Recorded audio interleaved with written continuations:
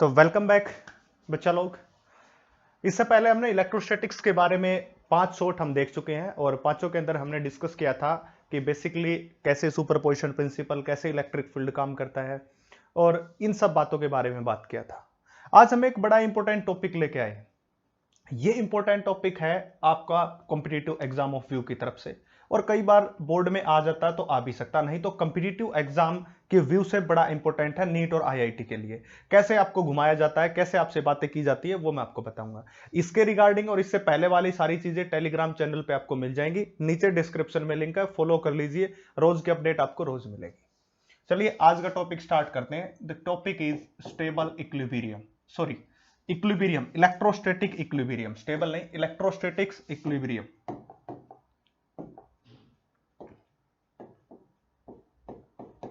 Electrostatic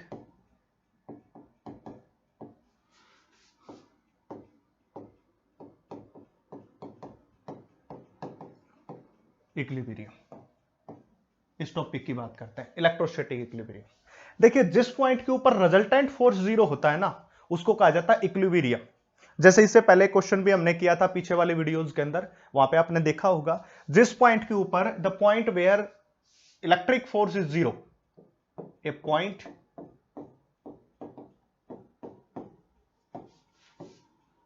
where electric और net electric, net होना चाहिए, net electric force is zero is called equilibrium. उसको हम क्या कहते हैं? इक्विलिब्रियम कहते हैं। किसी पर्टिकुलर पॉइंट के ऊपर जहां पे electric net electric force zero के बराबर होता है, उसको इक्विलिब्रियम पॉइंट कहा जाता है। इस इक्विलिब्रियम बेस के ऊपर, यानी कि एग्जैक्टली इसमें हो क्या रहा था, इसके अंदर ये बातें हो रही थी कि जो हमने इलेक्ट्रिक फोर्स अब तक पढ़ा है, तो इलेक्ट्रिक फोर्स पे जब कोई दो चार्ज पार्टिकल होते हैं, सपोज कीजिए कि ये पहला चार्ज पार्टिकल, ये दूसरा चार्ज पार्टिकल, दोनों के बीच की कोई डिस्टेंस ले ली आ, that is first point Q1, that is second point Q2। क्या कह रहा है कि इस पॉइंट, इन दोनों पॉइंट के बीच में एक ऐसा पॉइंट जरूर होगा जहां पे नेट इलेक्ट्रिक फोर्स किसके बराबर होगा? जीरो के बराबर। जिस भी पॉइंट के ऊपर, सपोज कीजिए ये P पॉइंट मान लिया, ये वाला पॉइंट, इसके ऊपर जो नेट इलेक्ट्रिक फोर्स है वो किसके बराबर आ गया भाई? जीरो के बराबर आ गया। तो इस पॉइंट के ऊपर नेट इलेक्ट्रिक फोर्स जीरो है, तो उसको हम क्या कहा जाता है? इलेक्ट्रोस्टैटिक इक्विलिब्रियम कहा जाता है। ठीक है, इक्विलिब्रियम के बारे में 11th क्लास में भी आपने पढ़ा था, स्टेबल और अनस्टेबल और न्यूट्रल, जब आप पढ़ते हो क्लासिकल मैकेनिक्स, वहां पे। इलेक्ट्रोस्टैटिक इक्विलिब्रियम एक अलग टाइप का टॉपिक है। अब वो बातें जो 11th क्लास में पढ़ते थे वो हो गई है जनरल। अब क्या करना स्टार्ट कर दिया कि कॉम्पिटिटिव एग्जाम वालों ने इलेक्ट्रोस्टैटिक्स में से उठाना शुरू कर दिया उस इक्विलिब्रियम पार्ट को, क्योंकि क्लासिकल मैकेनिक्स को इलेक्ट्रोडायनामिक्स के अंदर इंट्रोड्यूस किया जा रहा है, इसलिए थोड़ा संभल के काम कीजिए। तो 3 टाइप्स का उसने बताया। पहला बता दिया स्टेबल, भाई स्टेबल होता है। दूसरा बता दिया अनस्टेबल, और थर्ड बता दिया न्यूट्रल। ये 3 टाइप का इक्विलिब्रियम बता दिया गया। अब तीनों टाइप का इक्विलिब्रियम और इस पे कैसे क्वेश्चन पूछा जाता है, उन सब के बारे में हम यहां पे बात करेंगे। अब देखिए कैसे तो क्वेश्चन आएगा। तो सबसे पहला हम पढ़ते हैं stable equilibrium.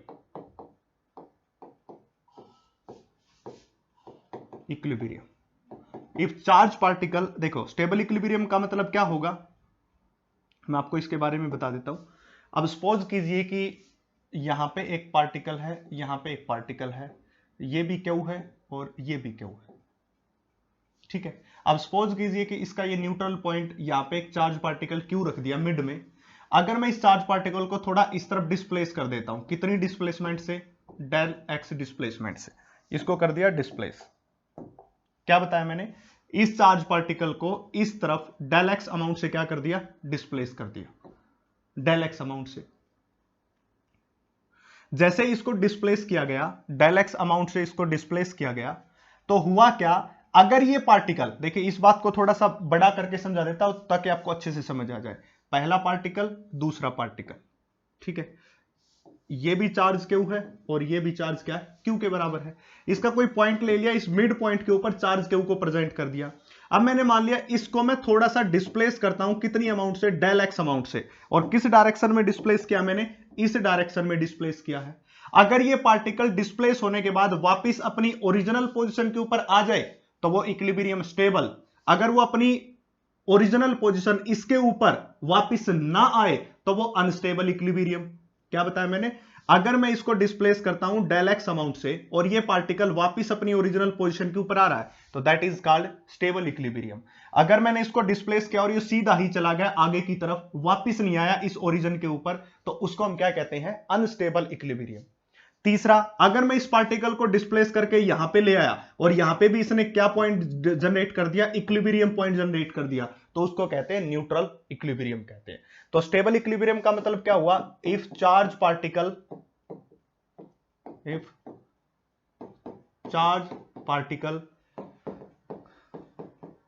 return to its original position, return to its original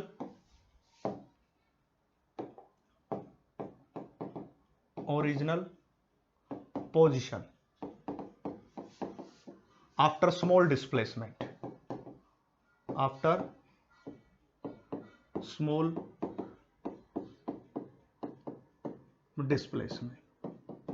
अगर स्मॉल डिस्प्लेसमेंट के बाद भी पार्टिकल वापस अपनी ओरिजिनल पोजीशन के ऊपर आ रहा है तो उस इक्विलिब्रियम को हम कैसा कहते हैं, स्टेबल इक्विलिब्रियम कहते हैं। अगर यही बात अनस्टेबल इक्विलिब्रियम के लिए बात करूंगा मैं, अनस्टेबल इक्विलिब्रियम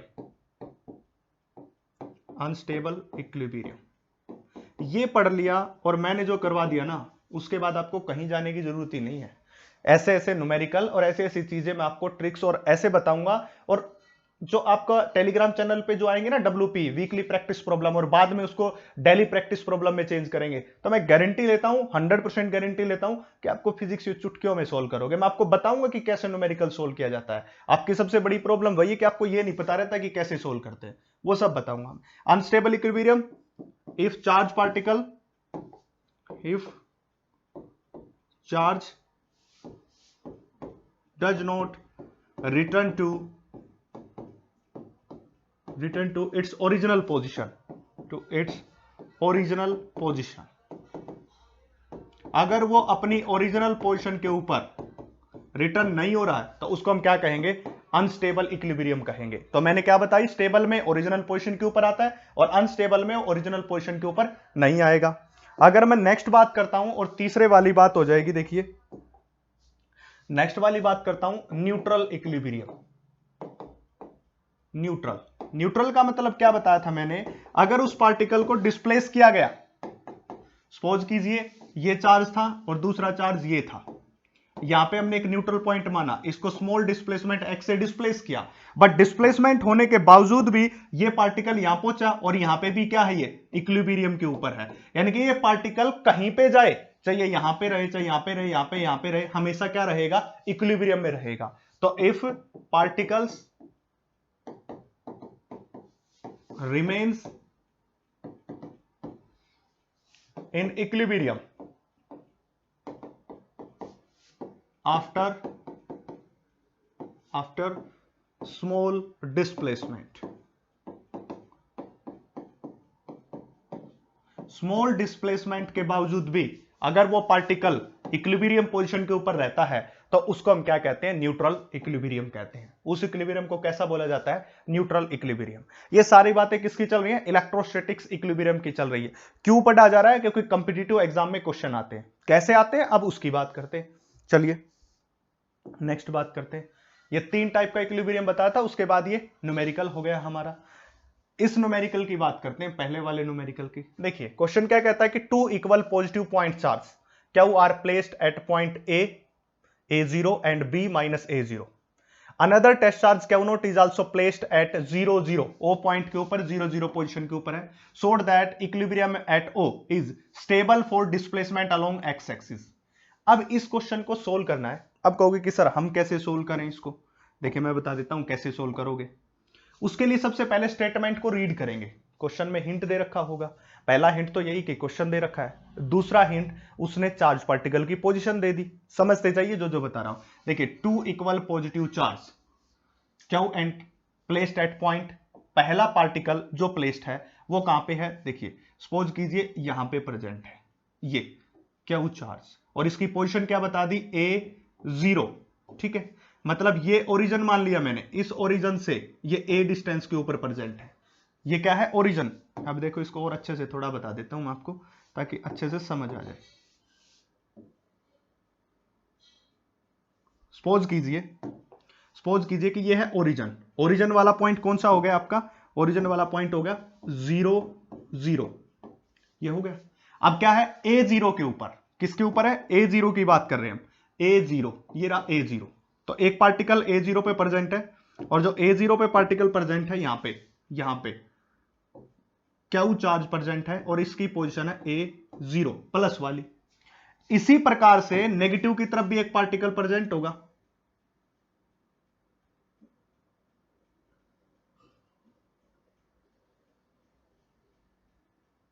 यहां पे भी कोई पार्टिकल प्रेजेंट होगा, यहां पे जो पार्टिकल प्रेजेंट होगा क्यू, और उसकी पोजीशन होगी -a और 0।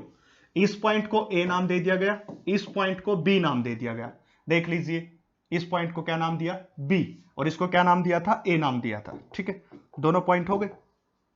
ये रहा another test charge Q naught is also present placed at 0 0 0 0। यहां पे प्लेस्ड है एक और पार्टिकल, कौन सा, क्यू नॉट पार्टिकल है, और ये पोजीशन कौन सी वाली होगी, ओ वाली। ये ए पोजीशन, ये बी पोजीशन, ओ पोजीशन, सारे हिंट इसी के अंदर दिए हैं। Show that the equilibrium at O, इस पॉइंट के ऊपर जो इक्विलिब्रियम है is stable for displacement along X axis. अगर ये डिस्प्लेसमेंट एक्स एक्सिस के अलोंग ले, ये डिस्प्लेसमेंट एक्स एक्सिस के अलोंग ले, तो इक्विलिब्रियम कैसा होना चाहिए, स्टेबल। पहला पार्ट ये बोल रहा है, मतलब क्या हुआ, अगर मैं ये मान लूं इसकी डिस्प्लेसमेंट मान ली, सपोज कीजिए कि ये क्यू नॉट चार्ज थोड़ा सा डिस्प्लेस हुआ, यहां से लेके एक्स, स्मॉल डिस्प्लेसमेंट ले ली, तो स्मॉल डिस्प्लेसमेंट कितनी होगी हमारे पास, स्मॉल डिस्प्लेसमेंट होगी एक्स के बराबर। ठीक है, अब एक बात सोचिए, सबसे पहले मैं आपको एक बात बता देता हूं, देखिए ये जो क्यू चार्ज है, इस क्यू नॉट चार्ज के ऊपर एक फोर्स लगा रहा होगा, इस क्यू चार्ज ने इस क्यू नॉट के ऊपर एक फोर्स लगाया इस डायरेक्शन में, और इस फोर्स का नाम हो गया एफ ए ओ, ये फोर्स, यानी कि ए ने ओ के ऊपर फोर्स लगाया, इसलिए कौन सा फोर्स हो गया, एफ ए ओ। ठीक है, ये हो गया, इस पॉइंट पे बात कर रहे हैं सबसे पहले, इस पॉइंट के ऊपर। इसी प्रकार जो बी के ऊपर क्यू चार्ज प्रेजेंट था, वो भी फोर्स लगाएगा इस डायरेक्शन में, वो कौन हो जाएगा, एफ बी ओ, इस प्रकार हो जाएगा, यानी कि इस बी ने इस ओ के ऊपर लगाया। ठीक है, या इसको कुछ बुक्स में ऐसे भी दिखा देते हैं, कुछ इस तरह के ऊपर भी दिखा देते हैं, देखिए मैं बता देता हूं। देखिए ये फोर्स कौन सा हो गया, ओ के ऊपर जो पार्टिकल था ए ने लगाया, तो एफ ओ ए, इस प्रकार ओ के ऊपर लगाया इस डायरेक्शन में, ओ के ऊपर ए ने लगाया है। ठीक है, ऐसे दिखा देते हैं, और कुछ बुक्स में अब ये भी बता दिया मैंने ऐसे, तो किसी भी डेजिग्नेशन से आप इसको शो कर सकते हो, वो आपकी मर्जी, ए ओ। ठीक है, एक ने ओ के ऊपर लगाया, इसी प्रकार मैं यहां पे बता रहा हूं ओ के ऊपर किसने लगाया, बी ने, इसलिए एफ बी ओ लिख देते। ठीक है, जब ये पॉइंट इक्विलिब्रियम पे है, इस ओ अगर ये इक्विलिब्रियम पे है, तो इसका मतलब क्या था, जो फोर्स ए ओ है, मतलब क्या हुआ, जो फोर्स ए ओ ने लगाया वही फोर्स बी ओ ने लगाया, दोनों फोर्स इक्वल है। अगर ये दोनों फोर्स इक्वल हुए, तो इस पॉइंट के ऊपर नेट फोर्स कितना हो गया भाई, 0 के बराबर। इस पॉइंट के ऊपर नेट फोर्स 0, क्योंकि इसकी वैल्यू उसके बराबर है, तो ये पॉइंट होगा इक्विलिब्रियम का।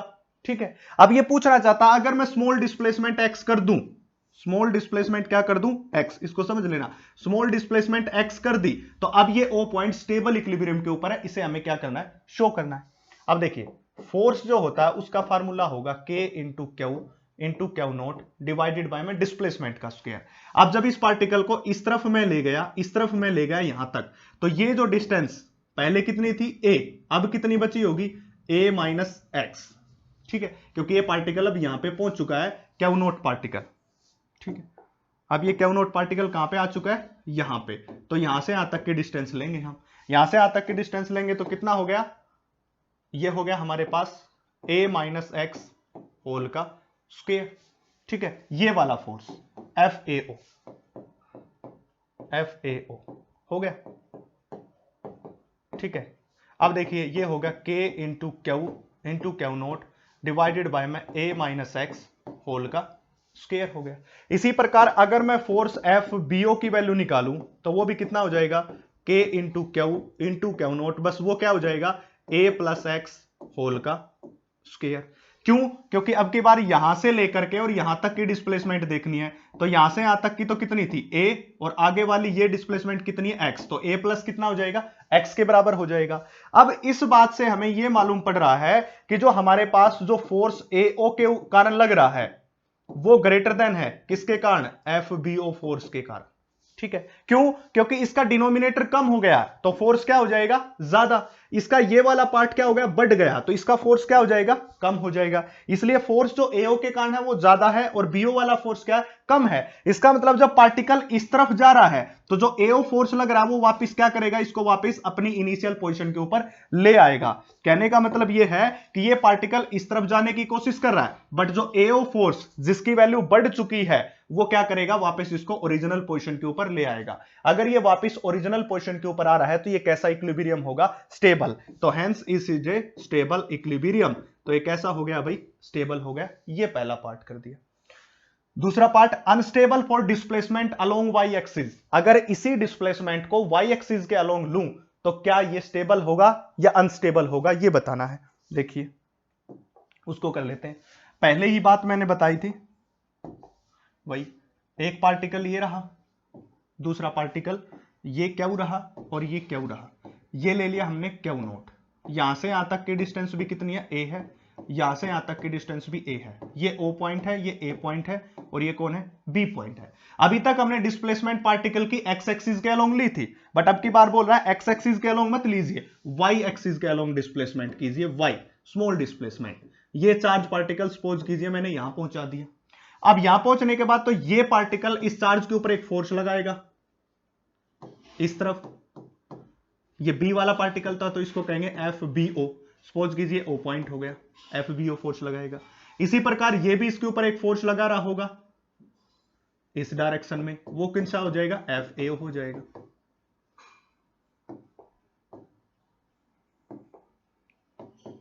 FAO हो जाएगा, इस डायरेक्शन में लगाएगा। ठीक है, अब ये वाई पॉइंट है, ये A है, तो ये कितना हो जाएगा? Y square plus A square under the root. ये कितना हो जाएगा? Y square plus A square under the root. ठीक है, पाइथागोरस पर में लगा दिया, A square plus Y square ये आ जाएगा, A square plus Y square under the root ये आ जाएगा। अब देखिए इसके बाद आगे बताता हूं मैं इसको। अब हमें क्या करना पड़ेगा? ये जो फोर्स इस पार्टिकल के ऊपर दो फोर्स काम कर रहे हैं। अब एक फोर्स ये रहा और एक फोर्स ये रहा। अब ये हो गए दोनों वेक्टर। वेक्टर को ऐसे सोल्व तो नहीं कर सकते हैं, ये आपको भी पता है। इसको सोल्व करने के लिए हमें क्या करना पड़ेगा? इसके कंपोनेंट, एक कंपोनेंट इस तरफ होगा तो एक कंपोनेंट इस तरफ होगा। इसी प्रकार इसका इस वाले फोर्स का, इस वाले फोर्स का, इसी प्रकार इस वाले फोर्स का एक कंपोनेंट इस तरफ होगा तो एक ऊपर की तरफ होगा। इस तरफ वाला कौन सा होगा? इसका F साइन थीटा। इस तरफ वाला कौन सा होगा? F cos theta. इसी प्रकार इसका कौन सा होगा? F साइन थीटा और इसका कौन सा होगा? F cos theta. ठीक है, सिमेट्री के कारण ये पार्ट तो इसको क्या कर देगा? कैंसिल आउट, क्योंकि दोनों इक्वल है। क्यों? क्योंकि दोनों की डिस्टेंस देखो, ये क्यू नोट चार्ज ये क्यू चार्ज इक्वल है, ये क्यू चार्ज ये क्यू नोट चार्ज इक्वल है, दोनों के बीच की डिस्टेंस भी सेम है। तो जो फोर्स FAO के कारण आया वही फोर्स किसके कारण बन रहा है? FBO के कारण, क्योंकि चार्ज और FBO के कारण। क्यों ऐसा क्यों हो रहा है? क्योंकि चार्ज और डिस्टेंस दोनों के बीच सेम है तो फोर्स भी सेम होगा, क्योंकि Q into Q note divided by distance का square.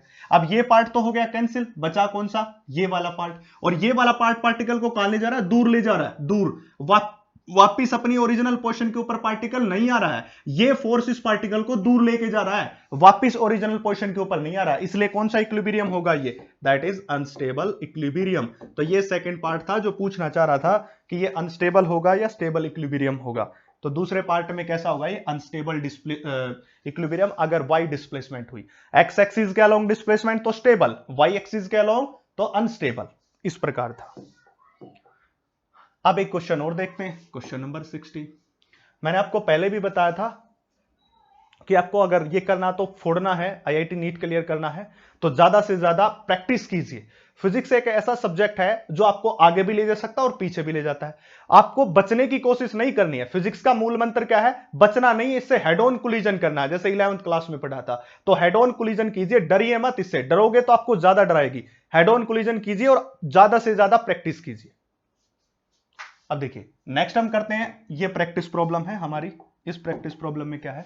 A particle of mass m A particle of mass m and charge q is located Midway between two fix charge particle each having a charge q and distance 2l। ये बात लिखनी है।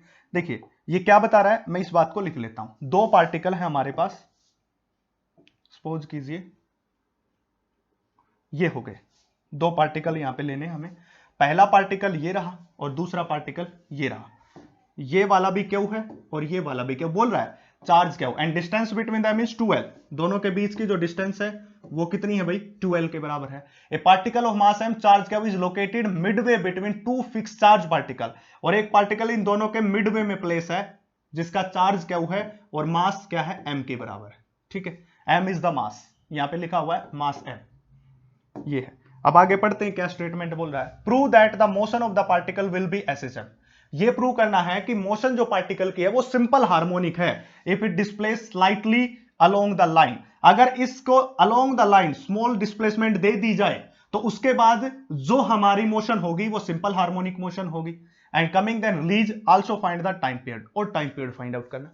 ये भी stable और unstable equilibrium का ही part है बच्चा लोग कैसे करेंगे, ज्यादा पैनिक होने की जरूरत नहीं है। हमें पैनिक होना ही क्यों है, हमें तो सिंपल सी बात करनी है।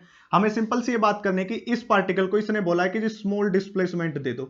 मैं कह रहा हूं दे देता हूं जी, ये स्मॉल डिस्प्लेसमेंट दे दी मैंने, ये दे दी स्मॉल डिस्प्लेसमेंट। सपोज कीजिए एक्स डिस्प्लेसमेंट दे दी। अब मिड पॉइंट से यहां से यहां तक की डिस्टेंस कितनी है बच्चा लोग, एल है। इसी प्रकार यहां से यहां तक की कितनी हो गई, एल हो गई। ठीक है, जैसे इस चार्ज पार्टिकल को स्मॉल डिस्प्लेसमेंट प्रोवाइड की तो चार्ज पार्टिकल पहुंच गया यहां पे। ठीक है, स्मॉल डिस्प्लेसमेंट के बाद पार्टिकल वहां पे चला गया। अब इस पार्टिकल के ऊपर कितना फोर्स है वो निकालो।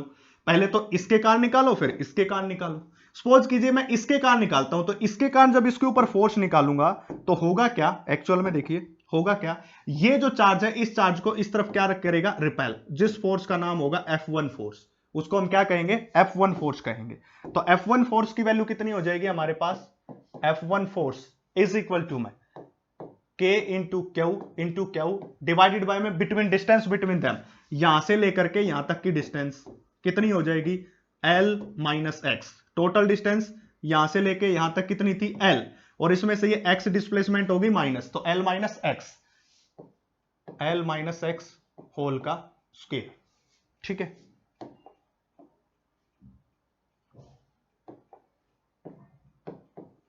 L माइनस एक्स होल का स्क्वायर। इसी प्रकार होगा क्या, इसी प्रकार से ये वाला चार्ज इस चार्ज के ऊपर एक फोर्स और लगाएगा। इस फोर्स को हम क्या कहेंगे, F2 फोर्स कहेंगे। अब यहां से लेकर के इस चार्ज तक की डिस्टेंस L प्लस एक्स हो जाएगा। अगर ऐसा हो रहा है तो F2 फोर्स की वैल्यू कितनी होगी, F2 force is equal to में K into Q divided by L plus X whole का स्क्वायर। बड़ा ही सिंपल है ना, सिंपल। F1 बढ़ाया F2 बढ़ा, F1 बढ़ाया उसका डिनोमिनेटर कम है तो वो क्या हो जाएगा, बड़ा, ये क्या हो जाएगा, छोटा हो जाएगा। Means F1 is greater than F2 है। अगर इसके ऊपर दो फोर्स काम कर रहे हैं, एक F1 फोर्स दूसरा F2 फोर्स, तो नेट फोर्स कैसे निकाल लें, नेट फोर्स निकाल लिया हमने कैसे, F1 बड़ा है जी और इसमें से किसको माइनस कर दिया, F2 को माइनस कर दिया। ठीक है, F1 में से किसको माइनस किया, F2 को माइनस किया। ये करना है।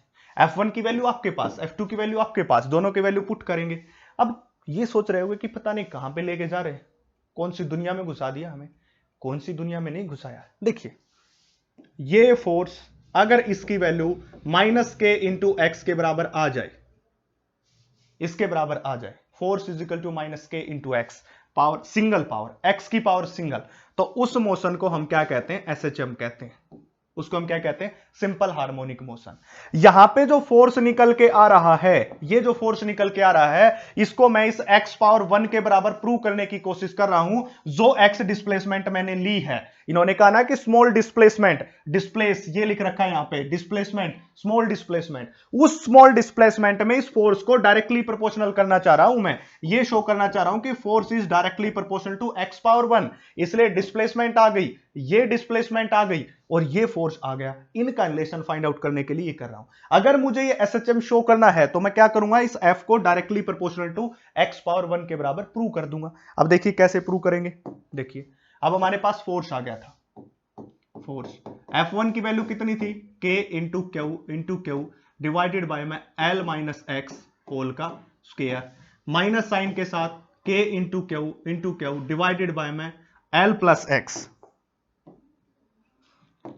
क्या लेंगे एल प्लस एक्स होल का square, that is k common Q common, अंदर कौन बचा 1 upon L minus X whole का square minus 1 upon L plus X whole का स्क्वायर, जस्ट मैथमेटिक्स सोल्व करेंगे k इंटू क्यू, यहां पे क्या आएगा LCM L minus X whole का square into L plus X whole का स्क्वायर, इस तरफ ये जाएगा इस तरफ ये जाएगा, एल प्लस एक्स होल का square minus L minus X whole का स्क्वायर, जस्ट सिंप्लीफाई करेंगे हम, इसको सिंप्लीफाई करेंगे तो क्या होगा k into Q is equal to, नीचे क्या हो जाएगा a माइनस बी का स्क्वायर a प्लस बी का स्क्वायर, तो a square minus B square L square minus X square और होल का स्क्वायर, यह आ जाएगा। अब देखिए इसको सोल्व करते हैं, यहां पे आएगा नहीं, थोड़ा सा इसको पीछे लेना पड़ेगा, यहां पे ले लेते हैं k इंटू क्यू, नीचे क्या आ गया L square minus X square और होल का स्क्वायर आ जाएगा। अब इसको a plus B whole square, तो L square plus X square plus 2lx minus, उसको भी सोल्व करते हैं a माइनस बी, तो L square plus X square minus 2lx, ये आपको पता होगा a square plus B square minus 2ab, ये अच्छे से नहीं आया यहां पे, इसको अच्छे से लिख देते हैं माइनस 2l इंटू एक्स ये हो जाएगा। अब देखिए फर्दर इसको k into Q divided by में l का स्क्वायर माइनस एक्स का स्क्वायर, अब इसको क्या करते हैं simplify, L square plus X square plus 2lx, इस माइनस को अंदर लेके जाएंगे तो minus L square minus X square plus 2lx, ये आ जाएगा। एल स्क्वायर से L square cancel out, X square से X square cancel out, we are left with k into Q divided bye 2lx plus 2lx 4lx divided by में ये इसका square भी चल रहा था L square minus X square whole का square, ये आ जाएगा। ठीक है, अब नेक्स्ट स्लाइड पे चलते हैं इसी को, ये आ गया रिजल्टेंट, इसको याद रखें। आगे क्या होगा, फोर्स इज इक्वल टू में k into Q 4l into X divided by में L square minus X square whole का स्क्वायर। ठीक है, ये आगे बात है, यहां तक उसको अच्छे से लिख देते हैं फिर से, बड़ा इजी सा चल रहा है, कोई मुश्किल नहीं, मैथमेटिक्स सोल्व किया है इसमें 4l इंटू एक्स, ये बातें आ गई। अब देखिए अगर ऐसा हो जाए, कैसा हो जाए, मैं आपको एक बात बता देता हूं, अगर ये जो L डिस्टेंस है, L distance is greater than x, क्यों, क्योंकि इसने पहले ही बोला कि हमें जो डिस्प्लेसमेंट चाहिए वो स्मॉल डिस्प्लेसमेंट चाहिए, स्लाइटली स्मॉल डिस्प्लेसमेंट। मैंने कहा था वर्ड पे ध्यान दीजिए, जो ये बोल रहा है सब कुछ वहीं पे छुपा हुआ है और कहीं पे कुछ भी नहीं है, स्टेटमेंट में ही सब कुछ होता है। अगर इस L की वैल्यू ग्रेटर देन है x से, तो L को इस नीचे वाले में से नेग्लेक्ट कर देंगे। अब फोर्स क्या हो जाएगा, फोर्स इज इक्वल टू में k into Q into 4l into X divided by L square और उसका भी स्क्वायर, एल का स्क्वायर उसका भी स्क्वायर, तो एल पावर कितनी हो जाएगी, एल पावर हो जाएगी 4। ठीक है, एल पावर कितनी हो जाएगी 4, एक एल से एल क्या हो जाएगा cancel out, force comes out to be a K into Q का square into 4 into X divided by में एल क्यूब हो जाएगा। ठीक है, अब यहां पे कई क्या करते हैं, इस एल को भी नेग्लेक्ट कर देते हैं, कुछ बच्चे ऐसा दिमाग लगाते हैं कि ऊपर वाले एल को भी, बच्चा लोग वो मल्टीप्लीकेशन में है, ये माइनस या प्लस में होता तब नेग्लेक्ट होता है, मल्टीप्लीकेशन डिवीजन वाला नेग्लेक्ट नहीं होता है, तो इसलिए हमने इसको नेग्लेक्ट कर दिया। अब इसको नेग्लेक्ट करने के बाद देखिए यहां से क्या शो हो रहा है, यहां से शो कर रहा है कि force is directly proportional to X power 1। ये जो टोटल वैल्यू हमारी बची हुई है, ये वाली वैल्यू जो बची हुई है, यानी कि यहां पे क्या आया था, यहां पे आया था हमारे पास is equal to k into Q का square into 4 into X divided by 4, ये 4 अच्छे से लिख देता हूं, 4 इंटू एक्स डिवाइडेड बाय में एल क्यूब, ये जो हमने पार्ट उठाया है, ये वाला पार्ट उठाया, यहां पे क्या है, force is directly proportional to x power 1, और जो हमने ये पार्ट लिया है,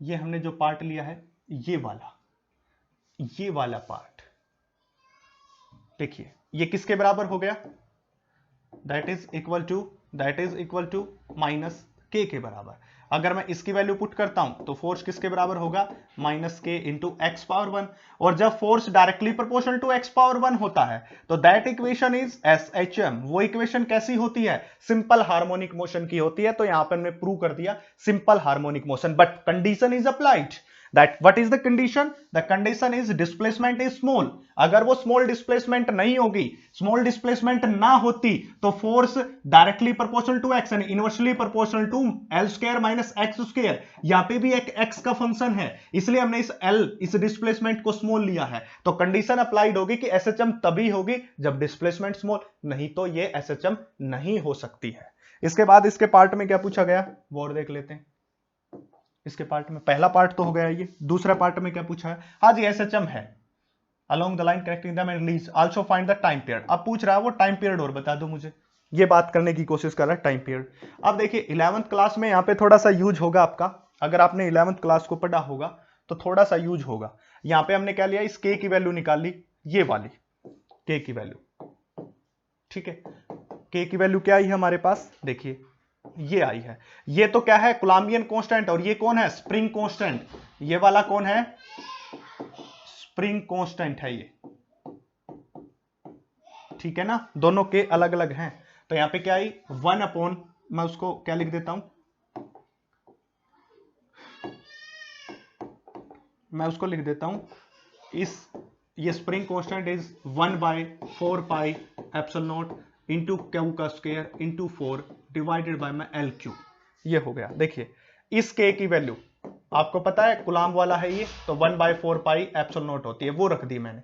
कुलाम के बारे में पता होगा ना, के की वैल्यू कोलंबियन कांस्टेंट की जब बात करते हैं तो इसके बराबर हमने क्या कर दिया, इसको प्रूव कर दिया है, ठीक है। जब ये सब बातें हो रही हैं तो के की वैल्यू क्या आई 1/4 पाई एप्सिलॉन नॉट, और उसको पुट कर दिया के क्या स्क्वायर 4 डिवाइडेड बाय में एल क्यूब के बराबर, प्रूव कर दिया हमने।